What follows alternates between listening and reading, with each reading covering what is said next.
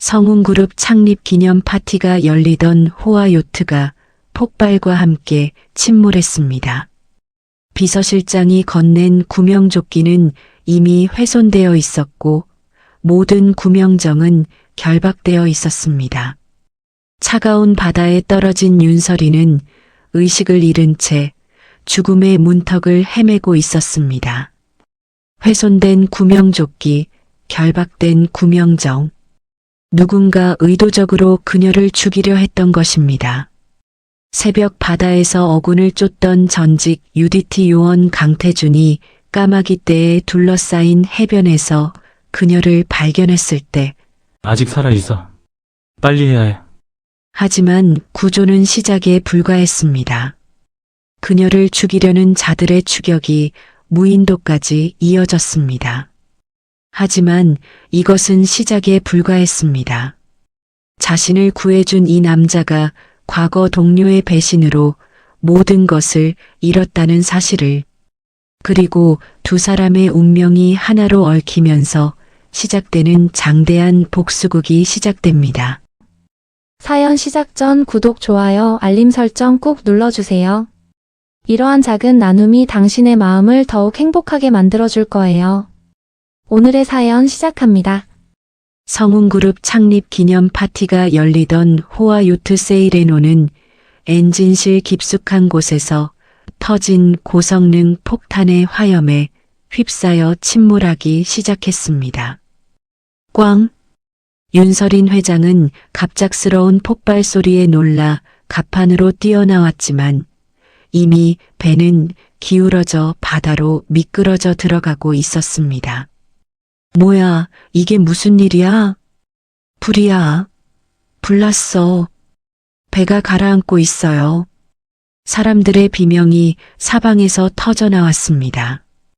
도와주세요. 누구 좀 도와주세요. 설인이 필사적으로 소리쳤지만 파티 참석자들은 모두 구명보트로 피한 뒤였습니다. 여기 사람 있어요. 아직 여기 있어요. 잠깐만요. 저 좀 태워주세요. 하지만 누구도 돌아보지 않았습니다. 모두 자기 살기 바빴습니다. 비서실장 김현석이 다급히 달려와 구명조끼를 건네주었습니다. 회장님, 정신 차리세요. 이거 입으세요, 빨리요. 배가 곧 가라앉습니다. 회장님, 이걸 빨리 입으세요. 현석 씨 사람들은 다 어디 갔어요? 다 먼저 내렸습니다. 일단 이거 입으세요. 설이는 서둘러 구명조끼를 착용했지만 어깨끈이 이상하게 헐거웠습니다. 왜 이렇게 느슨하지? 김현석의 표정에서 이상한 긴장감을 포착한 설이는 구명조끼를 자세히 살펴보았습니다. 공기주입 부분이 미리 칼로 베어져 있었습니다. 이게 뭐야? 이거 일부러 그런 거잖아. 현석 씨, 이게 대체 뭐예요? 설인이 다급히 물어보았지만 김현석은 이미 뒤돌아서 도망치고 있었습니다. 현석 씨, 잠깐만요. 어디 가는 거예요? 이거 당신이 한 거예요? 대답해요. 김현석은 뒤도 돌아보지 않았습니다. 구명정 쪽으로 뛰어가던 설이는 모든 구명정의 밧줄이 단단히 묶여 있는 것을 발견했습니다. 아니 왜 이래? 왜 다 묶여 있어? 누가 이런 짓을? 누군가 의도적으로 자신을 죽이려 한다는 사실을 깨달은 순간 거대한 폭발이 일어났습니다. 안 돼. 아니야. 이럴 수가. 폭발의 충격으로 설이는 부서진 갑판 조각과 함께 차가운 바닷속으로 떨어졌습니다. 야! 칠흑 같은 밤바다의 거친 파도는 설인을 가차없이 몰아붙였습니다. 살려주세요, 제발. 누구 없어요? 의식이 흐릿해지는 가운데 설이는 요트의 부서진 목재 조각을 필사적으로 붙잡았습니다. 손이 힘이 빠져. 안 돼, 놓치면 안 돼. 민우야, 엄마가 꼭 살아서 돌아갈게. 엄마 약속할게. 꼭 다시 만날 거야. 차가운 바닷물이 폐로 스며들면서 서리는 점점 의식을 잃어갔습니다. 숨이 안 쉬어져. 하느님 한 번만. 저체온증으로 몸이 굳어가는 가운데 서리는 북쪽 무인도 방향으로 천천히 떠밀려 갔습니다. 여기서 끝나면 안 되는. 나는 아직 할 말이 많은데. 파도 소리만 남은 밤바다 위로 윤서린의 몸은 조용히 어둠 속으로 사라져 갔습니다. 새벽 안개가 자욱하게 깔린 검은 암초섬의 해안가에 파도가 거세게 부딪혔습니다. 철썩 파도 소리가 새벽을 갈랐습니다. 날카로운 현무암 바위들이 즐비한 해변에 서린의 몸이 피투성이가 된 채 밀려왔습니다. 쿵! 파도에 떠밀려온 몸이 모래 위에 그대로 내동댕이 쳐졌습니다. 창백한 얼굴의 서리는 숨이 거의 끊어진 상태로 모래 위에 엎어져 있었습니다. 가슴은 거의 움직이지 않았고 입술은 파랗게 질려 있었습니다. 한편 전직 UDT 요원 강태주는 1년에 단 한 번 나타나는 거대 어군을 쫓아 평소보다 훨씬 먼 외에까지 목선을 몰고 나왔습니다. 오늘이구나, 이 물때. 이걸 놓치면 1년을 또 기다려야 해. 새벽 4시 태주는 수평선 너머로 피어오르는 이상한 검은 연기를 발견했습니다. 저건 연기 같은데? 뭔가 이상한데. 태준이 쌍안경으로 자세히 살펴보니 고급 가죽 소파 잔해들이 해류를 따라 떠내려오고 있었습니다. 소파? 저런 게 왜 여기 있어? 30년 넘게 바다에서 살아온 태준의 직감은 이것이 단순한 사고가 아니라고 말하고 있었습니다. 이건 그냥 사고가 아니야. 배에서 나온 물건이 분명해. 누군가 큰 사고를 당했구나. 태주는 즉시 엔진을 돌려 인근 섬들을 하나씩 수색하기 시작했습니다. 엔진 걸고 가까운 섬부터 봐야겠어.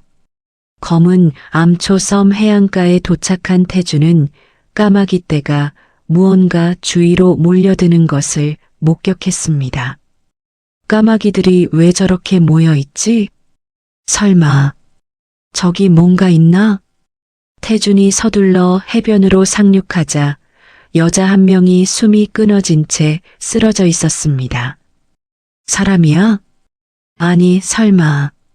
태준은 즉시 무릎을 꿇고 서린의 목에 손을 대어 맥박을 확인했습니다. 맥박 제발. 맥박은 미약하지만 뛰고 있었습니다. 뛴다. 아주 약하지만 살아있어. 아직 살아있어. 빨리 해야 해. 태주는 서린의 기도를 열어 호흡을 확보한 뒤 강력한 흉부 압박을 시작했습니다. 숨 쉬어야 해. 자, 하나, 둘. 몇 번의 압박 후 서린의 입에서 바닷물이 콸콸 쏟아져 나왔습니다. 콸콸, 캣. 가느다란 기침과 함께 서린이 간신히 숨을 쉬기 시작했습니다. 그래, 잘하고 있어. 숨 쉬어, 계속 숨 쉬어. 태주는 서린의 찢어진 옷 사이로 보이는 심각한 상처들을 발견했습니다. 상처가 너무 깊어. 등과 팔에 깊은 베인 상처가 있었고 출혈이 심했습니다. 이러다 피를 다 흘리겠어. 시간이 없어. 이 정도면 응급처치가 필요해. 태주는 배에서 가져온 지혈가루와 압박 붕대로 서둘러 응급처치를 시작했습니다. 아프겠지만 참아요. 지금은 살아야 해요.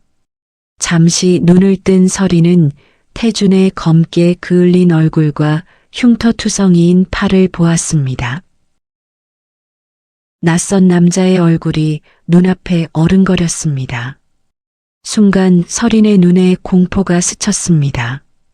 여긴 어디야? 이 사람은 누구지? 당신이 날 죽이려고. 서린은 마지막 힘을 쥐어짜서 태준의 목을 향해 손톱을 세웠습니다. 오지 마. 날 건드리지 마. 하지만 태준은 가볍게 서린의 손목을 제압했습니다. 가만히 있어요. 힘쓰면 더 위험해요. 진정해요. 나는 당신을 구하러 온 사람이에요. 태준의 낮고 단단한 목소리가 차가운 새벽 바닷바람 속에서 분명하게 울렸습니다. 태준의 침착한 목소리에 서린은 잠시 동요했지만 여전히 경계를 늦추지 않았습니다. 믿어도 되는 사람일까?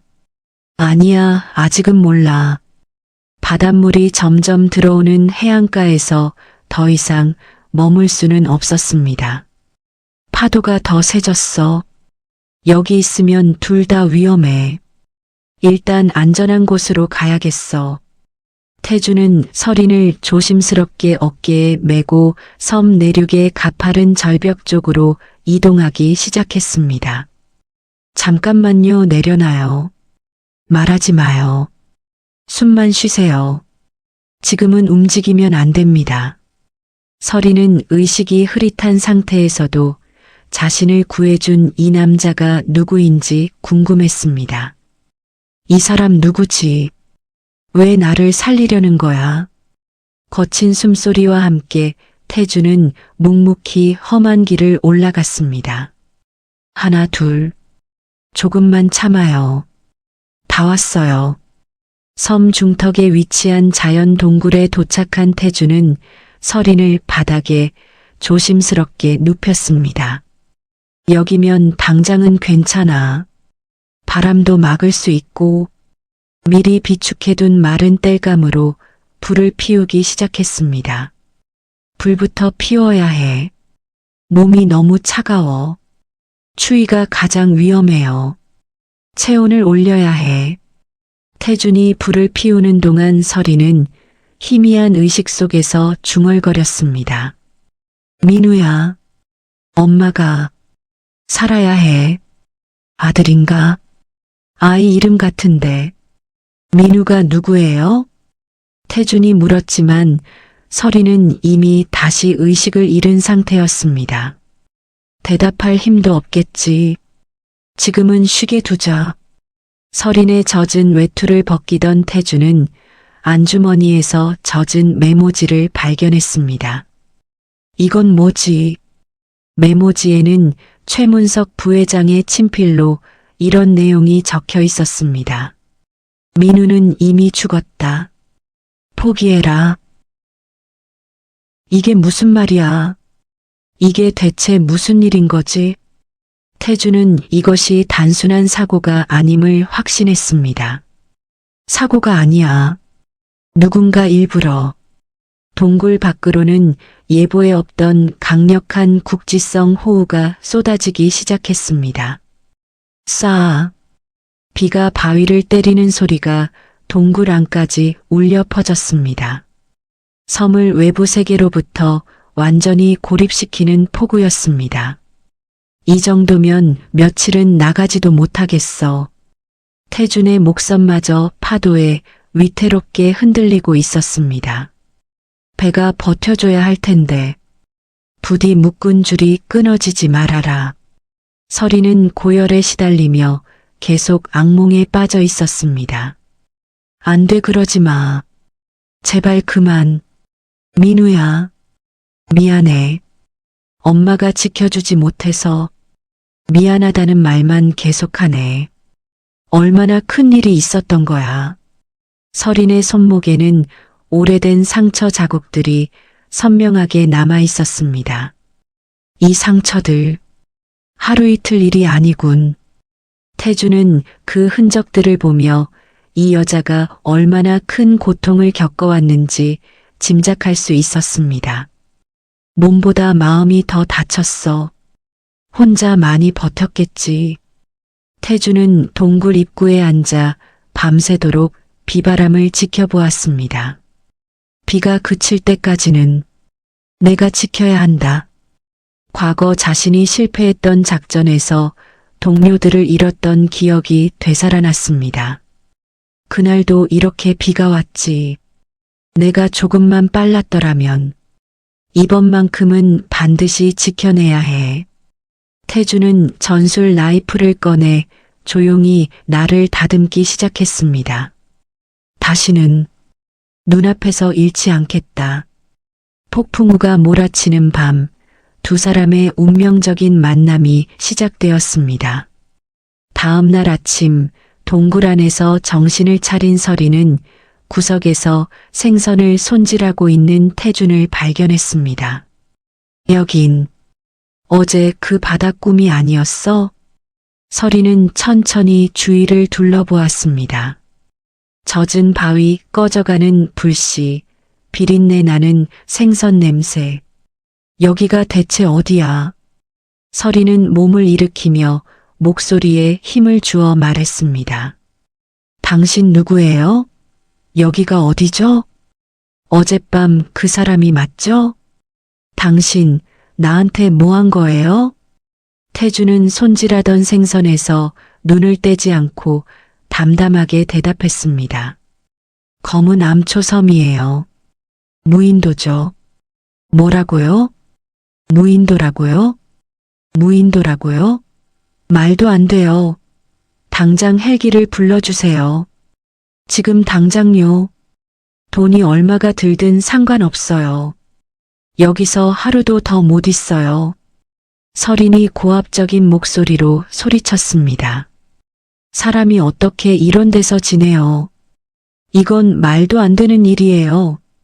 태주는 대답 대신 옆에 놓아둔 물컵을 서린에게 건넸습니다. 일단 이거부터. 목이 마르실 텐데 물부터 드세요. 물은 무슨? 지금 물 마실 상황이에요? 물은 무슨? 당신 내가 누군지 아세요? 성운그룹 윤서린 회장이에요. 내 말 못 들었어요? 이름 말하면 다들 알아들어요. 당장 사람 보내라고 하세요. 서린의 목소리가 점점 날카로워졌지만 태주는 여전히 침착했습니다. 여기선 다 소용없어요. 소리 질러도 들을 사람도 없고요. 여기서는 회장이든 뭐든 상관없어요. 지금 통신기는 모두 파손됐고 육지까지는 최소 이틀을 노저어 가야 하는 상황이에요. 이틀이라고요? 노를 저어서? 서린의 얼굴에서 자신감이 조금씩 사라졌습니다. 그럼 그동안 난 여기 있어야 한다는 거예요? 태주는 그제야 생선 손질을 멈추고 서린을 바라보았습니다. 네. 살아나가려면 제 말부터 들으셔야 합니다. 동굴 안에는 잠시 무거운 침묵이 흘렀습니다. 회장 윤서린이 처음으로 돈도 사람도 없는 공간에 홀로 남겨진 순간이었습니다. 태준이 냉정하게 현실을 고지하자 서린의 얼굴이 창백해졌습니다. 말도 안 돼. 이런 상황이 나한테 올 리가 없어. 서린은 자신의 손가락에서 희귀한 블루 다이아몬드 반지를 빼서 태준에게 던졌습니다. 이거 받아요. 이거 하나면 웬만한 건 다 해결돼요. 이거 봐요. 이 반지 하나만 해도 몇십억은 나가요. 당장 나를 육지로 데려다 주면 이 섬 전체를 사줄게요. 배 한 척쯤이야 새로 사면 되잖아요. 사람도 부르면 오고. 반지가 바닥에 떨어지며 딸랑 소리를 냈습니다. 딸랑. 동굴 안에 맑은 소리가 울렸습니다. 태주는 바닥에 반지를 발로 가볍게 밀어냈습니다. 필요 없어요. 이 섬에서는 그 반지보다 불을 피울 수 있는 마른 나뭇가지 하나가 더 가치 있어요. 지금은 돈보다 불이 먼저입니다. 서리는 태준의 말에 충격을 받았습니다. 뭐라고? 지금 나를 무시하는 거예요? 평생 돈으로 해결되지 않는 일이 없었는데 지금 상황은 완전히 달랐습니다. 돈이면 다 되는 줄 알았는데 여긴 왜 이렇게 달라? 그럼 언제쯤 나갈 수 있는 거예요? 설인의 목소리가 처음보다 많이 낮아졌습니다. 계속 여기 있으라는 건 아니죠? 언제까지나 이 섬에 묶어둘 건 아니죠? 날씨가 좋아지면 시도해 볼 수 있어요. 하지만 지금 같은 폭풍 후에는 불가능해요. 파도 보셨잖아요. 지금 나가면 둘 다 죽어요. 갈증을 견디다 못한 설이는 동굴 밖으로 나가 고인 빗물을 마시려 했습니다. 목이 너무 말라. 조금만이면 괜찮겠지. 태준이 급히 설인의 손을 쳐냈습니다. 안 됩니다. 그 물 마시면 안 돼요. 그 물 마시면 안 돼요. 왜요? 목이 말라 죽겠는데. 설인의 목소리에 짜증과 절박함이 섞여 있었습니다. 지금은 가릴 때가 아니잖아요. 배탈이 나면 탈수로 죽을 수 있어요. 여기는 병원이 없어요. 열나면 끝입니다. 여긴 도움 받을 데가 없어요. 태주는 직접 증류한 깨끗한 물을 설인에게 내밀었습니다. 이거 마셔요. 안전한 물이에요. 설인은 마지못해 그 물을 받아 마셨습니다. 생각보다 괜찮네. 태준이 잠시 자리를 비운 사이 설인은 몰래 동굴을 빠져나와 해변으로 향했습니다.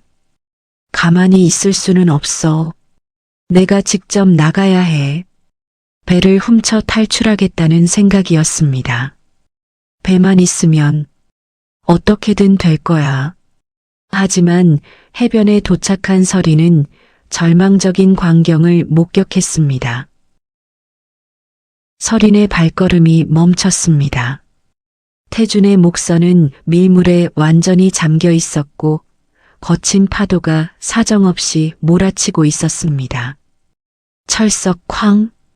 파도가 배를 집어삼킬 듯 덮쳤습니다. 이럴 수가. 어떻게 이렇게까지. 정말 나갈 수 없는 거야. 설인의 어깨가 천천히 떨리기 시작했습니다. 그 순간 윤설이는 처음으로 깨달았습니다. 이 섬에서는 돈도, 지위도, 이름도 아무 힘이 없다는 사실을. 설이는 자신의 무력함을 처절하게 깨달았습니다. 아무것도 할 수가 없어. 여기선 내가 아무 힘도 없네.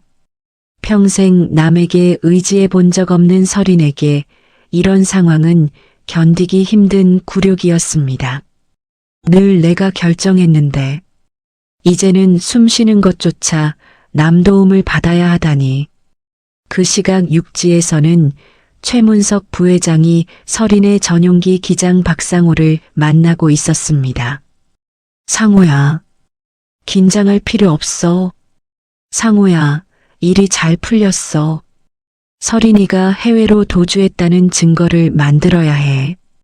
회장님은 이미 끝난 사람이야. 이제 세상에 다시 나올 일도 없고. 어떻게 하면 되겠습니까? 박상우가 떨리는 목소리로 물었습니다. 이런 일까지 해야 하나? 하지만 거절하면 비행 기록을 조작하고 해외 공항 CCTV에 그럴듯한 가짜 영상을 심어 놓으면 돼. 마치 진짜 출국한 것처럼. 사람들은 보고 싶은 것만 보거든. 최문석은 차갑게 웃으며 계획을 설명했습니다. 언론이 먼저 떠들어주면 끝이야. 진실 따위는 중요하지 않아. 언론에서는 이미 윤설인 회장의 실종과 해외 도주설이 연일 보도되고 있었습니다. 회장님이 회사를 버리고 도망갔답니다. 비겁한 선택이라는 비판도 나오고 있습니다. 섬에서 설이는 독성이 있는 식물을 잘못 건드려 손이 퉁퉁 부어 올랐습니다. 손이 왜 이렇게 아파? 너무 아파요. 서린이 울먹이며 손을 부여잡았습니다. 불에 데인 것 같아. 아니, 더 아파. 태주는 서린을 발견하고 급히 달려왔습니다. 뭐예요? 손이 왜 이래요? 왜 함부로 만졌어요? 이 섬에는 독성 식물이 많다고 했잖아요. 말 안 들으면 큰일 난다니까요. 태준이 서린을 꾸짖으면서도 능숙하게 독을 짜내고 해독제를 발라주었습니다. 조금만 참아요. 금방 가라앉을 거예요. 아프죠? 앞으로는 내가 하는 말 잘 들어요. 혼자 판단하면 위험해요. 저는 이런 거 처음이에요. 서린의 목소리가 작아졌습니다. 이런 데서 살아본 적이 없어요. 이렇게 아픈 것도 처음이에요. 평생 누군가의 보호를 받으며 살았던 서린에게 이런 위험천만한 상황은 낯설기만 했습니다. 늘 사람들이 대신 해줬는데 여긴 아무도 없네. 태주는 서린에게 나무를 모으고 불을 지키는 역할을 주었습니다. 이제부터 역할을 나눕니다. 생존하려면 모두가 일을 해야 해요. 회장님도 예외는 없어요. 나 혼자 다 할 수는 없어요. 저보고 나뭇가지를 주우라고요? 제가 그런 걸 해본 적이 없는데. 네, 맞아요. 불이 꺼지면 우리 둘 다 죽어요. 불은 생명이에요. 서린은 처음으로 누군가에게 명령받는 상황에 당황했습니다. 명령을 받는 입장이 되다니. 하지만 선택의 여지가 없었습니다. 알겠어요. 해볼게요. 밤이 되자 서린은 추위와 배고픔을 견디지 못했습니다. 손이 곱아. 배도 너무 고파. 태준이 구운 뱀 고기를 내밀었습니다. 이거라도 드셔야 해요. 뱀이요? 저는 그런 거 못 먹어요. 이건 너무... 냄새부터... 그럼 굶으세요. 다른 선택은 없어요. 버티려면 먹어야 합니다. 서린은 결국 역겨움을 참으며 뱀 고기를 입에 넣었습니다. 씹어야 산다. 태주는 서린에게 엄중한 임무를 주었습니다. 이제 중요한 역할이에요. 밤중에 절대 불을 꺼뜨리면 안 돼요. 이건 우리 생명과 직결된 문제예요. 졸면 안 됩니다. 눈 꼭 뜨고 지켜요. 알겠어요. 서린은 불꽃을 바라보며 작게 고개를 끄덕였습니다. 그날 밤 윤서린은 처음으로 살아남기 위해 누군가의 말을 따르는 법을 배웠습니다. 태준이 해안가 순찰을 위해 나간 후 서린은 혼자 남겨진 동굴에서 어둠의 공포와 싸워야 했습니다. 조용하네. 너무 조용해서 더 무서워. 동굴 안은 금세 어둠이 내려앉았습니다. 불빛이 흔들릴 때마다 바위 그림자가 크게 일그러졌습니다. 괜찮아, 괜찮아. 아무 일 없을 거야. 평생 쌓아 올린 수조원의 자산이 지금 이 순간 단 한 모금의 깨끗한 물과도 바꿀 수 없다는 현실이 서린을 절망에 빠뜨렸습니다. 이 많은 돈이 지금은 아무짝에도 쓸모가 없네. 이게 현실이구나. 돈이 아무 소용없구나. 서린은 허탈한 웃음을 터뜨렸습니다. 웃음밖에 안 나오네. 눈가가 붉어졌지만 눈물조차 쉽게 나오지 않았습니다.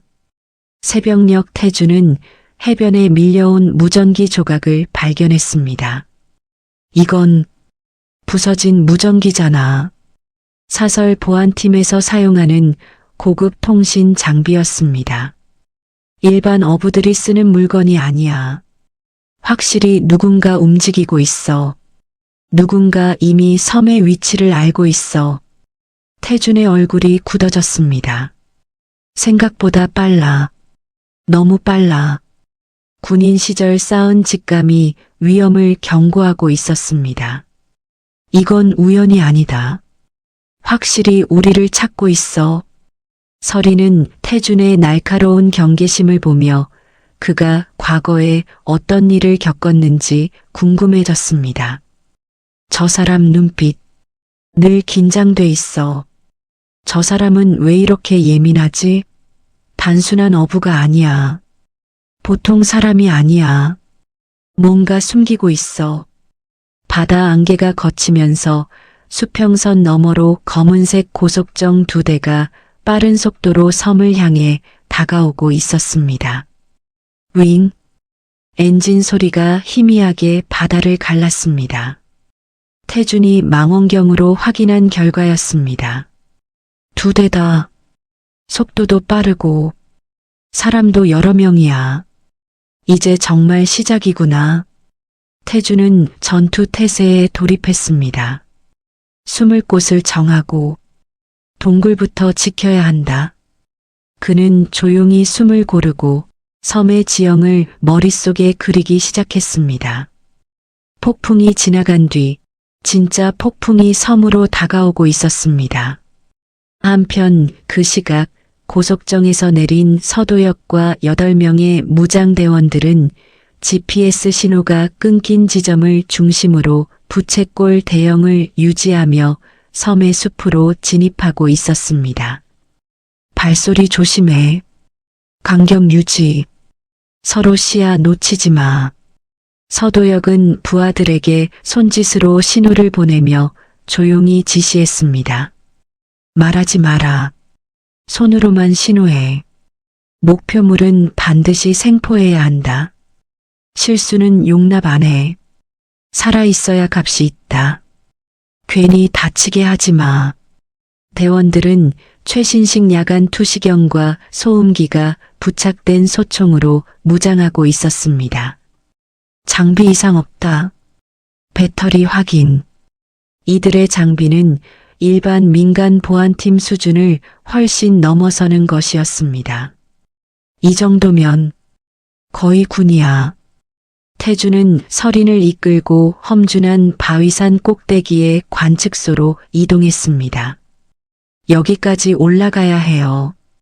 조금만 더 버텨요. 하늘이 너무 가깝다. 다리가 풀려. 저들은 누구예요? 왜 우리를 찾는 거죠? 서린의 목소리는 떨리고 있었습니다. 내가 뭘 잘못했길래. 왜 이런 사람들이. 모르겠어요. 하지만 장비를 보니까 보통 놈들이 아니에요. 태준이 망원경으로 적들의 움직임을 관찰하며 말했습니다. 동선이 정교해. 서로 거리도 딱 맞춰 움직여. 훈련받은 놈들이야. 서도역이 무전기를 통해 다른 팀원들에게 연락했습니다. 치직. 무전기에서 낮은 소리가 흘러나왔습니다. VIP를 발견하면 즉시 보고해라. 항복을 권유하되 저항하면 무력을 사용해도 좋다. 시간 끌지 마. 확보가 우선이다. 태준은 그 목소리를 들은 순간 온몸이 굳어졌습니다. 이 목소리. 설마. 그 목소리는 과거 동료였던 서도역의 것이었습니다. 틀릴 리 없어. 저놈이야. 서도역. 그 개자식이. 태준의 숨이 잠시 멎었습니다. 아직도 살아있었군. 그날 이후로 태준의 주먹이 꽉 쥐어졌습니다. 과거 작전에서 동료들을 배신했던 서도역의 비열한 얼굴이 떠올랐습니다. 우릴 버리고 혼자 도망쳤지. 그리고 아무 일도 없었다는 듯. 아는 사람이에요?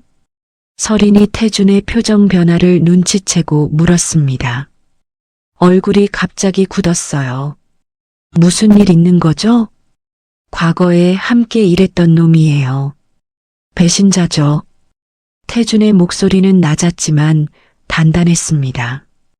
그놈은 절대 다시 만나고 싶지 않은 인간입니다. 관측소 위로 바람이 세게 불어왔습니다. 아래에서는 검은 그림자들이 서서히 포위망을 좁히고 있었습니다. 과거의 배신과 현재의 생존이 이 작은 섬에서 다시 맞부딪히려 하고 있었습니다. 태주는 적들이 열화상 카메라를 사용한다는 점을 역이용하기로 했습니다. 서린의 겉옷에 불을 붙여 들짐승 몸에 묶어 반대편 숲으로 보내는 유인 작전이었습니다.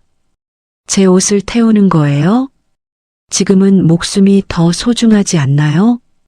서린은 망설이다가 고개를 끄덕였습니다. 서도역의 부하들이 미끼를 쫓아 흩어지자 태주는 뒤처진 대원 한 명을 은밀히 접근했습니다. 순식간에 제압당한 대원은 저항할 틈도 없이 기절했습니다. 태주는 그의 무기와 통신기를 탈취하고 서린에게 방탄조끼를 입혔습니다. 이걸 입어요. 총알을 막아줄 거예요. 총알이라고요? 설마 진짜 쏠 생각인가요? 서린의 목소리가 떨렸습니다. 이미 한 명을 죽이려 했잖아요. 더 이상 망설일 여유는 없어요. 바로 그때 바로 옆에서 격투가 벌어지는 소리가 들렸습니다. 서린은 생전 처음 보는 냉혹한 전투 현장에 비명을 지르려 했습니다. 태준이 재빨리 서린의 입을 막았습니다. 죽기 싫으면 눈앞의 현실을 직시해요. 이건 게임이 아니에요. 탈취한 통신기에서 최문석 부회장의 목소리가 흘러나왔습니다. 도혁아, 민우는 내가 안전하게 데리고 있으니까 걱정 마. 서린의 시신만 확인하면 모든 일이 끝나는 거야.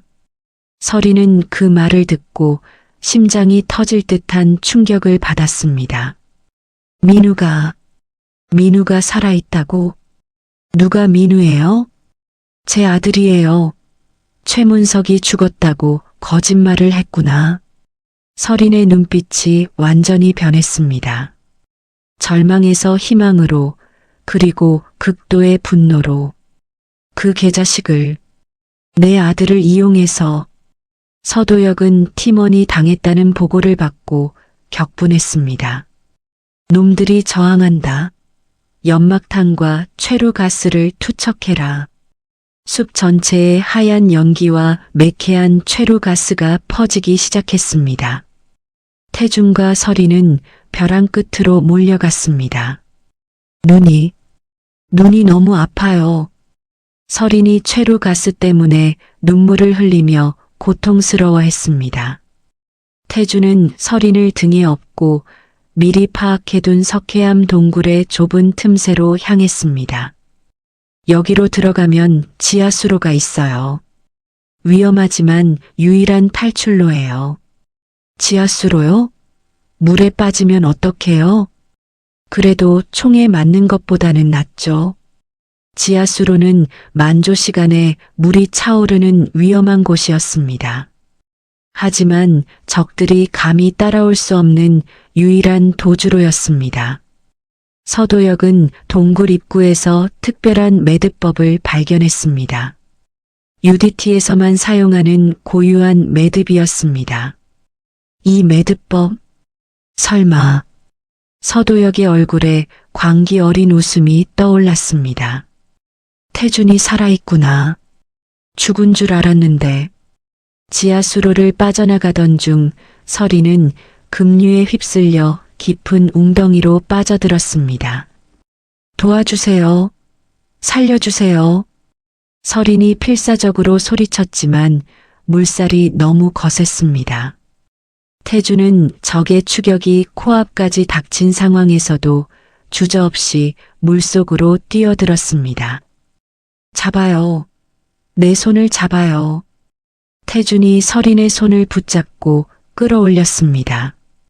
의식을 잃어가는 서린에게 인공호흡을 실시했습니다. 서린이 다시 눈을 떴을 때 태준이 진심 어린 목소리로 말했습니다. 당신 아들을 위해서라도 반드시 살려드릴게요. 약속해요. 정말 그럴 수 있을까요? 제가 목숨 걸고 지켜드릴게요. 두 사람은 수로 끝에 있는 해안 절벽 아래 작은 틈새에 몸을 숨겼습니다. 하지만 위쪽에서는 서도역 일당의 서치라이트가 바다를 훑고 있었습니다. 저들이 우리를 찾고 있어요. 조용히 해요. 들키면 끝이에요. 서리는 처음으로 태준에게 완전히 의지하고 있는 자신을 발견했습니다. 평생 누구도 믿지 않고 살아왔던 서린에게 이런 감정은 낯설었습니다. 이 사람, 정말로 날 지켜줄 수 있을까? 서도역의 목소리가 절벽 위에서 들려왔습니다. 놈들이 이 근처에 숨어 있을 거야. 샅샅이 찾아라. 태준과 서리는 숨을 죽이며 새벽이 오기를 기다려야 했습니다. 차가운 바위 틈에서 두 사람은 서로의 체온으로 추위를 견뎌냈습니다. 고마워요. 당신이 아니었다면 아직 끝난 게 아니에요. 살아서 나가야 진짜 고마움을 표할 수 있어요. 폭풍우가 몰아치는 밤, 두 사람의 목숨을 건 도주가 계속되고 있었습니다. 다음 날 새벽 추적을 피해 절벽 틈에서 밤을 지샌 태주는 비상배낭 속에 숨겨둔 UDT 시절의 전술 조명과 신호탄 발사기를 꺼내 점검했습니다. 서리는 추위에 떨면서도 태준의 총상 부위를 자신의 옷소매를 찢어 묶어 주었습니다. 많이 아프죠? 괜찮아요. 이 정도는 아무것도 아니에요. 태준이 담담하게 대답했지만 서리는 그의 얼굴에서 고통을 읽을 수 있었습니다. 왜 저를 도와주는 거예요? 당신에게 무슨 이득이 있다고. 태준은 잠시 말을 멈췄다가 천천히 입을 열었습니다. 과거에 제가 서도역의 비리를 폭로하려다가 오히려 누명을 썼어요. 그 때문에 불명예 전역을 했죠. 그런 일이 당신이 살아서 진실을 밝혀야 제 억울한 과거도 세상에 알려져요. 이제 우리 운명은 하나예요. 서리는 태준의 말에 깊은 감동을 받았습니다. 이 남자는 자신의 복수가 아니라 정의를 위해 싸우고 있었습니다. 제가 무인도에서 얼마나 모래성 같은 삶을 살았는지 깨달았어요. 서린이 떨리는 목소리로 고백했습니다. 돈과 권력으로 모든 걸 해결할 수 있다고 생각했는데 여기서는 그 모든 게 아무 의미가 없더라고요. 중요한 건 지금부터예요. 살아서 나가면 어떻게 살 건지가 중요해요. 살아 돌아가면 당신의 명예를 되찾는 일에 제 모든 걸 걸겠어요. 약속해요.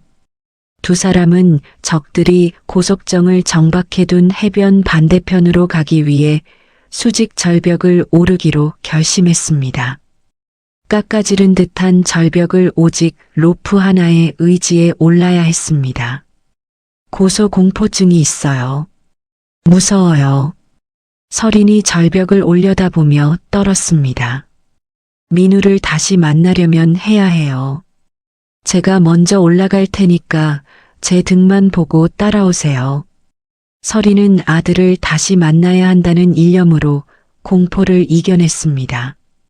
태준의 든든한 등을 이정표 삼아 한 걸음씩 절벽을 올랐습니다. 할 수 있어요. 조금만 더. 태준의 격려에 힘입어 서리는 마침내 절벽 정상에 올라섰습니다. 자신의 한계를 뛰어넘은 순간이었습니다. 해냈어요. 정말 해냈어요. 서린의 얼굴에 성취감과 자신감이 되살아났습니다. 태준은 적들의 시선이 숲 내부에 집중된 틈을 타서 해안가로 은밀히 접근했습니다. 자신의 목선 태양호에 미리 숨겨둔 보조 엔진을 장착하기 시작했습니다. 보조 엔진까지 준비해뒀다니 정말 대단해요. 군에서 배운 거예요. 항상 최악의 상황에 대비하라고 했거든요. 서리는 태준의 지시에 따라 적들의 시선을 돌리기 위해 반대편 숲에 작은 불을 지폈습니다. 그리고 신호탄을 발사했습니다. 처음으로 전략적인 조력자 역할을 수행하는 서린의 모습이었습니다. 이렇게 하는 게 맞나요? 완벽해요. 저들이 완전히 속고 있어요. 적들이 신호탄을 쫓아 숲으로 뛰어들어간 사이 태준과 서린은 정광석화처럼 목선에 올라탔습니다. 엔진을 가동하고 거친 파도를 뚫고 섬을 벗어나기 시작했습니다. 서도혁이 뒤늦게 해변으로 달려와 총을 난사했습니다. 도망가지 마라. 이 개자식들아. 하지만 태준은 미리 설치해둔 기름통을 정확히 저격했습니다. 폭발과 함께 적들의 고속정 한 대가 화염에 휩싸였습니다. 와, 진짜 군인이었구나. 서린이 감탄하며 말했습니다. 바다로 나간 목선은 연료 부족과 엔진 과부하로 멈출 위기에 처했습니다. 하지만 태준은 돛을 올리고 해류를 이용하는 전술 항해로 난관을 극복했습니다. 정말 죽는 줄 알았어요. 서린이 멀어져가는 무인도를 보며 눈물을 흘렸습니다. 저기에 제 오만함과 독선을 모두 묻어두고 왔어요. 이제 진실만 가지고 갑시다. 항해 중 태준은 서린에게 중요한 조언을 했습니다. 육지에 도착해도 절대 경찰이나 병원으로 바로 가면 안 돼요. 제 어머니가 계신 안전한 곳으로 먼저 피해야 해요. 왜요? 최문석이 이미 경찰 고위층까지 매수했을 가능성이 높아요. 성급하게 움직이면 위험해요. 서린은 태준의 신중함에 전적으로 동의했습니다. 무인도에서의 경험이 그녀를 더욱 현명하게 만들었습니다. 당신 말이 맞아요. 적을 너무 우습게 봤었어요. 해가 질 무렵 두 사람은 마침내 고향 섬 근처의 외딴 포구에 도착했습니다. 태준은 지친 서린을 부축하며 어머니 오미자가 기다리는 낡은 돌담집으로 향했습니다. 어머니, 다녀왔어요. 아이고, 태준아. 이게 무슨 꼴이냐? 오미자는 아들의 상처투성이 모습을 보고 놀랐지만 옆에 있는 낯선 여자에 대해서는 묻지 않았습니다. 어머니, 이분은 잠시 우리 집에 머물러야 해요. 그래라. 일단 들어와서 몸부터 추스려라. 오미자의 따뜻한 배려에 서리는 눈물이 날 것 같았습니다. 평생 이런 무조건적인 환대를 받아본 적이 없었기 때문입니다. 정말 감사합니다. 서린이 떨리는 목소리로 인사했습니다. 오미자는 묻지도 따지지도 않고 서린의 손을 잡아 집 안으로 데려갔습니다. 우선 따뜻한 물에 몸을 씻고 깨끗한 옷으로 갈아입어라. 그날 밤 서린은 생전 처음으로 진정한 안식을 느꼈습니다. 무인도에서의 공포와 추격전의 긴장이 모두 사라지고 마치 진짜 가족의 품에 안긴 것 같은 평온함이었습니다. 이런 게 진짜 가정이구나. 서린은 작은 방에서 태준과 오미자의 대화 소리를 들으며 잠들었습니다. 처음으로 돈이 아닌 사랑으로 보호받는다는 느낌이었습니다. 다음 날 아침 8시 태준의 어머니 오미자는 피투성이가 되어 돌아온 아들과 낯선 여자를 보고도 전혀 동요하지 않고 묵묵히 부엌으로 들어가 아궁이에 불을 지폈습니다. 서리는 낡고 비좁은 방에서 눈을 떴을 때 코끝으로 스며드는 흙냄새와 구수한 숭늉 냄새에 눈물이 핑 돌았습니다. 이런 냄새, 처음인데 왜 이렇게 그리울까요? 평생 느껴보지 못한 안도감이 서린의 마음을 감쌌습니다. 호화로운 펜트하우스에서도 느끼지 못했던 진짜 집의 느낌이었습니다. 오미자가 소박한 밥상을 차려와 내놓았습니다. 많이 드세요. 고생이 많았죠? 감사합니다. 정말 감사해요. 서린이 떨리는 목소리로 대답했습니다. 태준과 함께 앉아 미역국을 마시며 서린은 무인도에서의 생사가 오가던 순간들이 꿈결처럼 멀게 느껴지는 평온함을 만끽했습니다. 이 미역국이 세상에서 가장 맛있는 것 같아요. 아이고, 별것도 아닌데 그렇게 좋아하니? 오미자가 환하게 웃으며 서린의 그릇에 국을 더 떠주었습니다. 태주는 마을 사람들에게 서린을 멀리서 온 조카라고 소개했습니다. 그리고 은밀히 항생제와 치료제를 구해와 서린의 상처를 정성껏 소독하고 꿰맸습니다. 아파요? 조금만 참아요. 괜찮아요. 당신이 해주니까 안 아파요. 서린의 말에 태준의 손이 잠시 멈췄습니다. 두 사람 사이에 묘한 감정이 흐르고 있었습니다. 서린은 오미자가 건넨 낡은 몸빼 바지와 스웨터를 입고 마당에서 고추를 말리는 일을 도왔습니다. 이렇게 하는 게 맞나요? 그렇게 하면 돼요. 참 손재주가 좋구나. 세상의 시선에서 벗어나 인간 윤서린으로서의 소소한 행복을 배우고 있었습니다. 평생 남에게 일을 시키기만 했던 서린에게 직접 손으로 하는 모든 일이 신기했습니다. 태주는 서린의 요청에 따라 몰래 무트로 나가 공중전화로 박 비서에게 암호화된 신호를 보냈습니다. 박 비서님, 저예요. 살아있어요. 회장님, 정말 살아계신 거예요? 지금 어디에?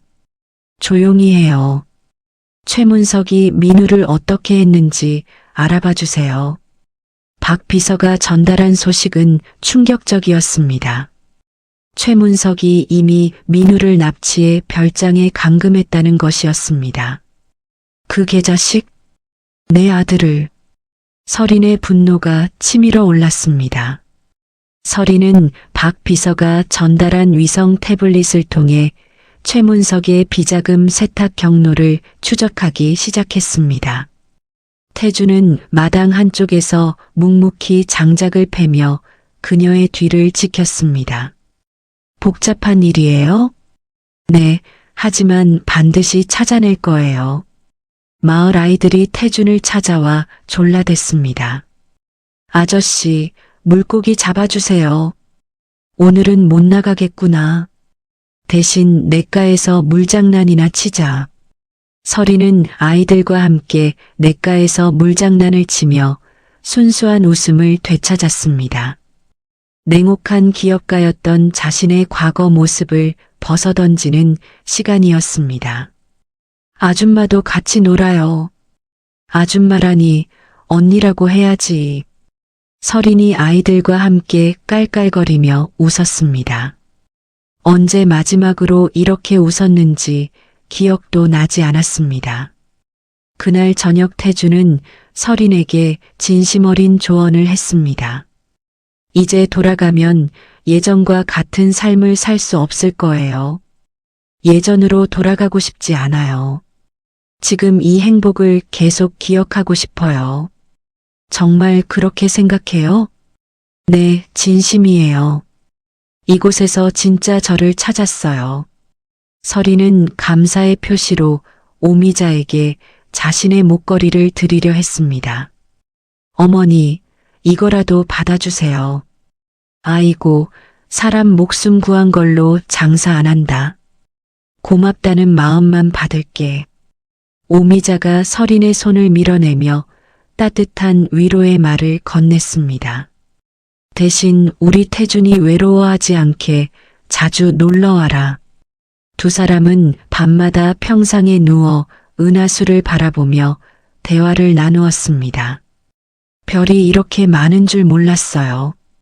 도시에서는 볼 수 없죠. 여기서만 볼 수 있는 거예요. 태준 씨, 네.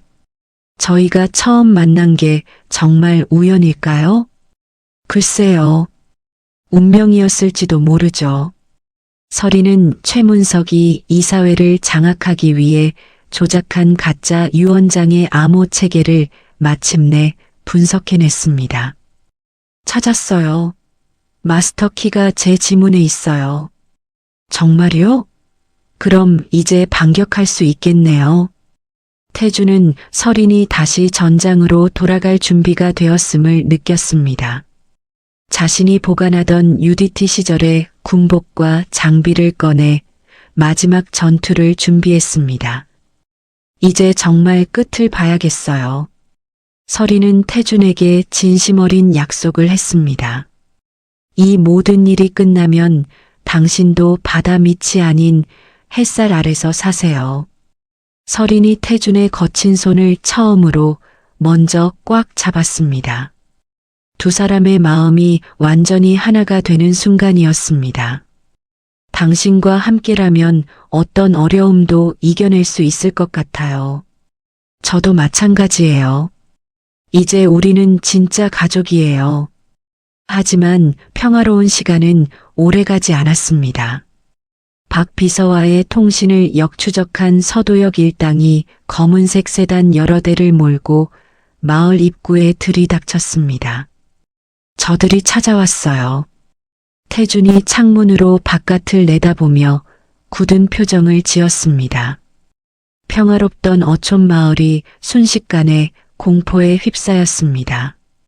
평화가 깨진 직후 서도역은 마을 전체를 20명의 사설 경비 인력으로 포위하고 태준이 어머니 오미자를 인질로 잡아 마을 광장으로 끌고 나왔습니다.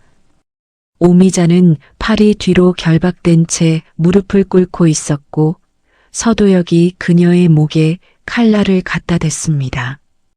강태준, 나와라. 네가 숨겨둔 여자와 함께. 서도역의 목소리가 마을 전체에 울려 퍼졌습니다.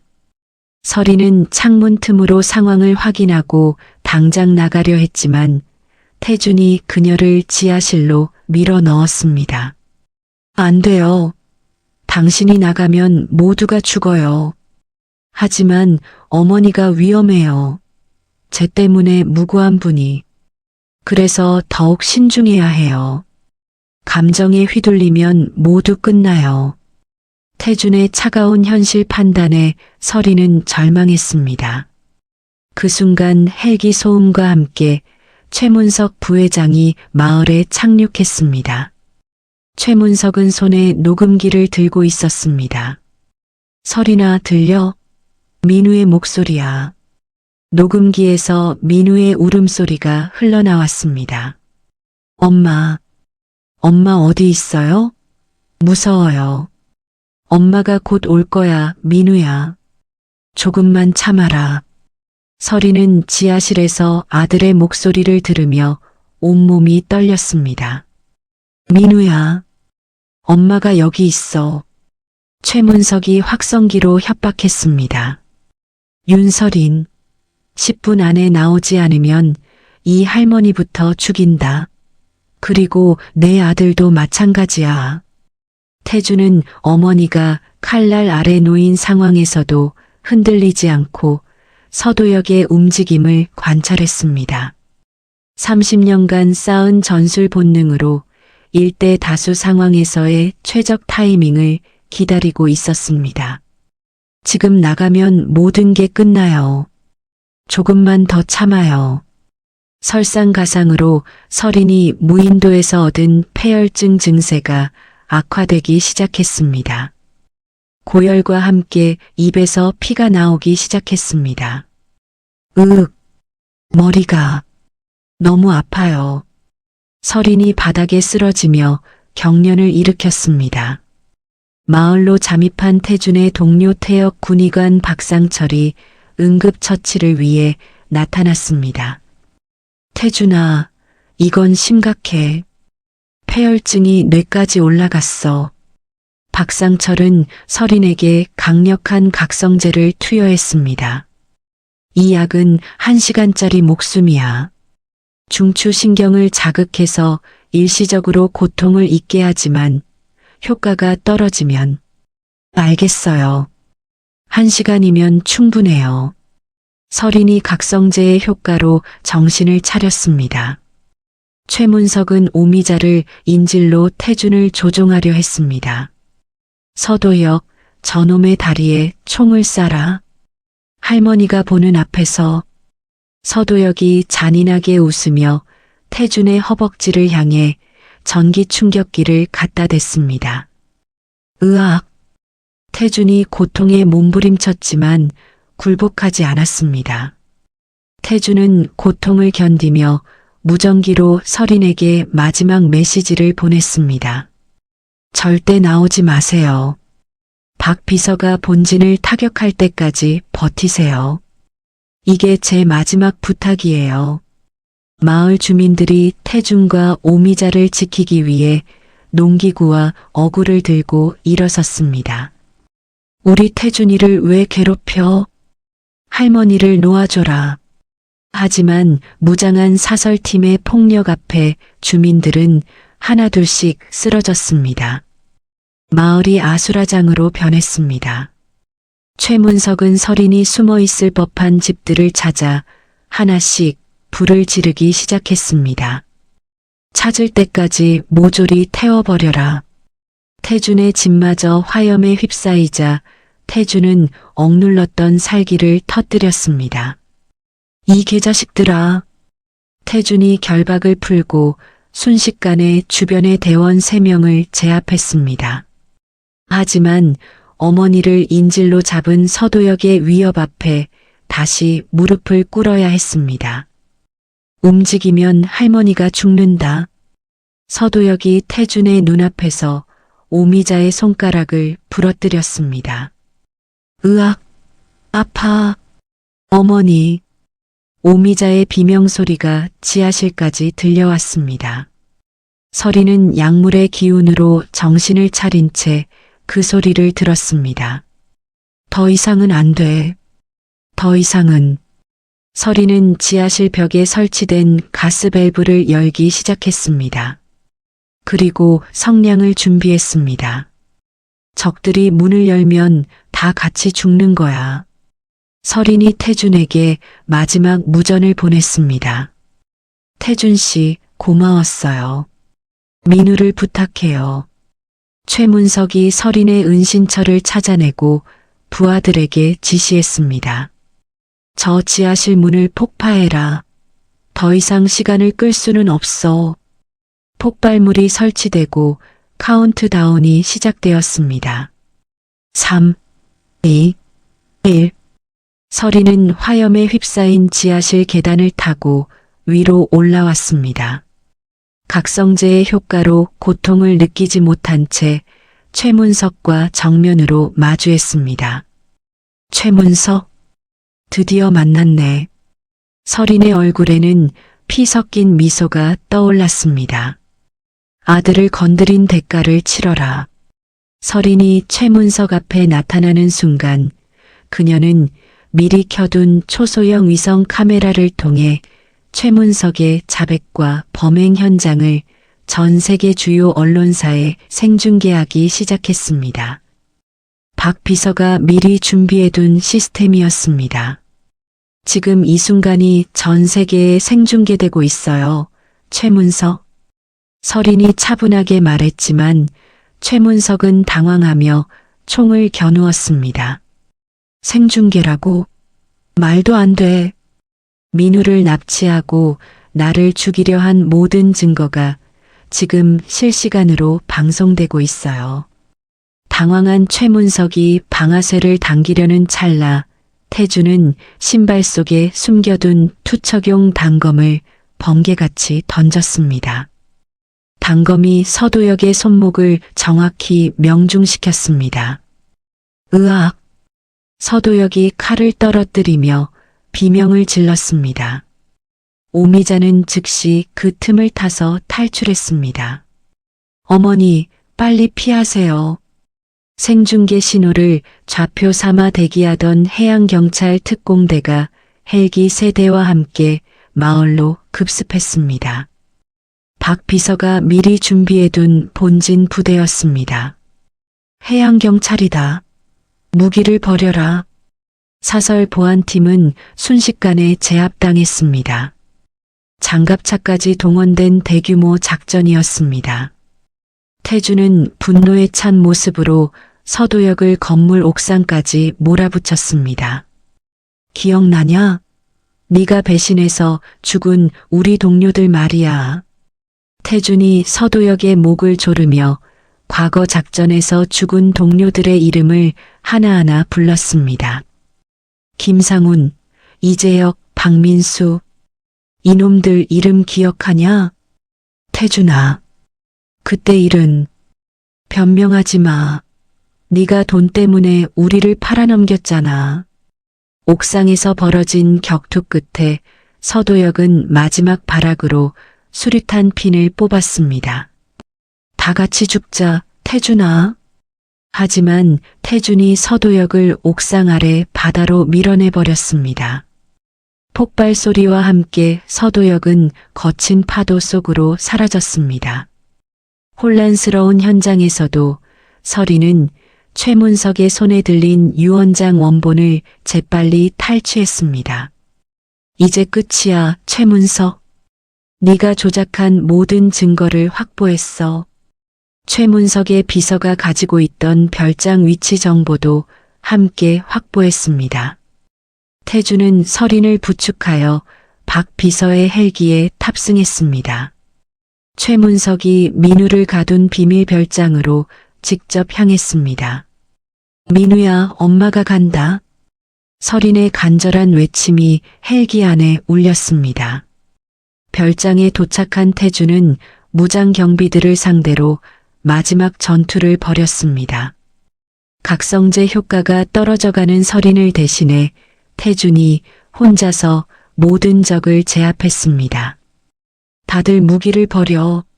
이미 끝났어. 지하실에 갇혀있던 민우를 발견한 순간 서린은 온몸에 힘이 빠졌습니다. 민우야, 우리 민우. 서린이 아들을 품에 안고 통곡했습니다. 엄마가 정말 왔어? 그래, 엄마야. 이제 안전해. 최문석이 보여준 가짜 유골함이 거짓이었음을 확인한 서린은 안도의 눈물을 흘렸습니다. 한편 마을에서는 경찰이 최문석을 살인 교사 및 유괴 혐의로 현행범 체포했습니다. 윤서린을 살해하려 했고 아동을 유괴한 혐의로 긴급 체포합니다. 서린의 생중계 영상은 전 세계적인 공분을 일으키며 성웅그룹 주가를 폭락시켰습니다. 해외 언론들까지 한국의 재벌 범죄를 집중 보도하기 시작했습니다. 서린은 현장에 도착한 취재진 앞에서 당당히 진실을 밝혔습니다. 최문석 부회장이 저와 제 아들을 죽이려 했습니다. 모든 증거를 공개하겠습니다. 검찰은 서린이 무인도에서부터 수집한 최문석의 비자금 장부와 서도역의 통화 기록을 바탕으로 성웅그룹 내 공범들을 일제히 검거했습니다. 태주는 경찰 조사 과정에서 서도역이 남긴 결정적 증거를 제출했습니다. 과거 작전 실패가 군 상부와 기업 간 결탁에 의한 것이었음이 드러났습니다. 강태준 전 하사, 당신은 무죄입니다. 불명예 전역 처분을 취소하겠습니다. 태준은 마침내 30년 만에 명예를 되찾았습니다. 각성제 효과가 완전히 끝난 서린은 현장에서 쓰러져 응급수술을 받아야 했습니다. 태준은 수술실 앞을 지키며 어머니 오미자와 함께 서린의 회복을 기도했습니다. 우리 며느리 될 사람인데 꼭 살아나야 해. 오미자가 태준의 손을 잡으며 말했습니다. 어머니, 마을 주민들은 서린의 약속에 따라 파손된 집들을 새로 지을 수 있게 되었습니다. 서린이 마을 재건 비용을 전액 지원하기로 했기 때문입니다. 정말 고마운 분이야. 우리 태준이가 좋은 사람을 만났어. 오미자는 부러진 손가락을 치료받으면서도 아들과 서린의 안위만 걱정했습니다. 최문석은 구치소로 이송되는 과정에서 시민들의 거센 항의를 받았습니다. 아이를 납치한 놈, 인간 쓰레기. 서린은 10시간에 걸친 대수술 후 기적적으로 의식을 회복했습니다. 눈을 뜬 첫 순간 민우의 손을 꽉 잡았습니다. 엄마가 살아있어, 민우야. 엄마, 진짜 엄마지? 모든 것이 끝났습니다. 정의가 승리한 순간이었습니다. 사건 발생 1년 후 서린은 성운그룹을 완전히 투명한 지주사 체제로 전환하고 윤리 경영을 통해 한국에서 가장 존경받는 기업가로 자리매김했습니다. 더 이상 냉혹한 독재자가 아닌 직원들과 소통하는 따뜻한 리더가 되어 있었습니다. 회장님, 이번 분기 실적이 나왔습니다. 고생하셨어요. 직원들 복지부터 챙겨주세요. 서린은 매달 한 번씩 헬기가 아닌 직접 소형 보트를 몰고 태준의 섬마을을 찾아왔습니다. 오미자의 텃밭일을 돕는 평범한 주말을 보내는 것이 그녀의 가장 큰 행복이었습니다. 서린아, 이 고추 좀 따줘라. 네, 어머님. 서린은 이제 정말로 오미자를 어머니라고 부르고 있었습니다. 혈연이 아니어도 진짜 가족이 된 것입니다. 태준은 국방부로부터 정식 명예회복과 함께 복직 제안을 받았지만 정중히 사양했습니다. 대신 서린이 설립한 바다생명구조센터의 수석 훈련관으로 취임했습니다. 태준 교관님, 오늘도 잘 부탁드립니다. 바다에서는 1초가 생명입니다. 집중하세요. 태준은 더 이상 가난한 어부가 아닌 바다에서 위험에 처한 사람들을 구하는 살아있는 전설로 불렸습니다. 자신의 재능을 세상을 위해 기여하는 보람을 느끼고 있었습니다. 서린은 집무실 책상에 무인도에서 태준과 함께 썼던 찌그러진 스테인리스 컵을 소중히 장식해 두었습니다. 이 컵이 저에게는 가장 값진 보물이에요. 비서가 물었습니다. 왜 그런 낡은 컵을 그렇게 아끼시는 거예요? 제 진짜 인생이 시작된 곳에서 가져온 거거든요. 최문석은 무기징역을 선고받고 복역 중이었습니다. 그가 찬탈하려 했던 모든 재산은 서린의 결정으로 조난사고 유가족을 돕는 재단에 전액 기부되었습니다. 돈의 진짜 가치를 이제야 알겠어요. 서린이 재단 설립식에서 한 말이었습니다.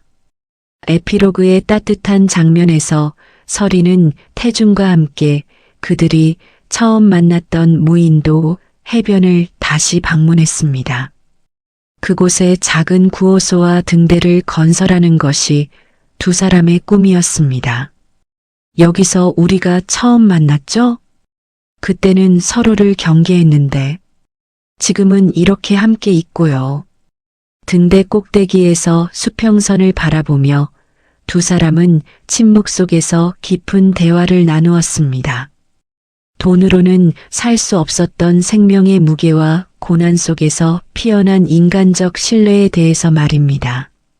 서린이 태준에게 환하게 웃어 보이며 말했습니다. 이제 백만장자 여회장은 죽고 당신이 구한 새로운 윤서린만 남았어요.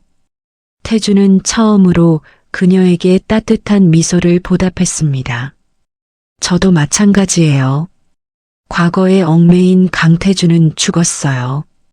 오미자는 마을 사람들과 함께 서린이 지어준 복지관에서 한글을 배우고 있었습니다. 그리고 서린을 위해 직접 짠 장갑을 선물하며 진정한 가족 이상의 정을 나누었습니다. 우리 며느리한테 줄 거야. 어머님 고마워요. 설인의 아들 민우는 태준에게 잠수와 생존 교육을 받으며 강인한 아이로 성장했습니다. 태준 삼촌, 저도 사람들을 구하는 일을 하고 싶어요. 그래, 민우야. 삼촌이 다 가르쳐 줄게. 설이는 아들이 태준처럼 정의로운 사람으로 자라길 진심으로 바랐습니다. 어느 날 새벽 바다로 나가는 태준은 자신이 버렸던 UDT 인식표 대신 설인이 선물한 바다구조대의 새 인식표를 목에 걸었습니다. 이제 정말 새로운 시작이구나. 설인은 그룹의 이익보다는 해양 환경 보호와 조난 방지 시스템 구축에 더 많은 예산을 편성했습니다.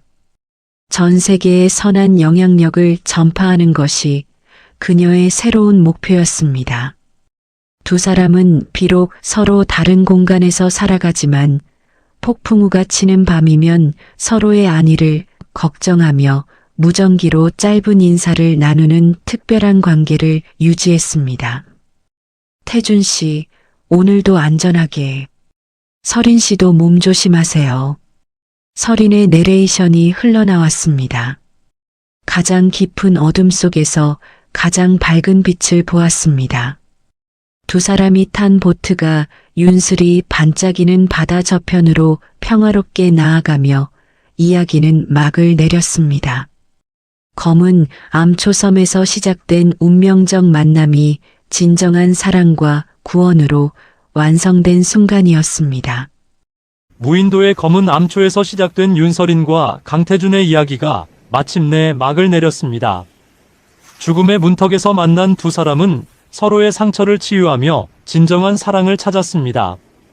돈과 권력으로는 살 수 없는 생명의 소중함과 어떤 시련 속에서도 꺾이지 않는 인간의 의지를 보여주었죠. 최문석의 배신과 서도역의 추격, 그리고 마을을 위험에 빠뜨린 마지막 전투까지 모든 고난을 이겨낸 두 사람은 각자의 자리에서 새로운 삶을 시작했습니다. 설이는 따뜻한 리더가 되었고 태준은 바다의 수호자가 되었습니다. 무엇보다 오미자의 무조건적인 사랑과 민우의 순수함이 이들에게 진정한 가족의 의미를 깨닫게 해주었습니다.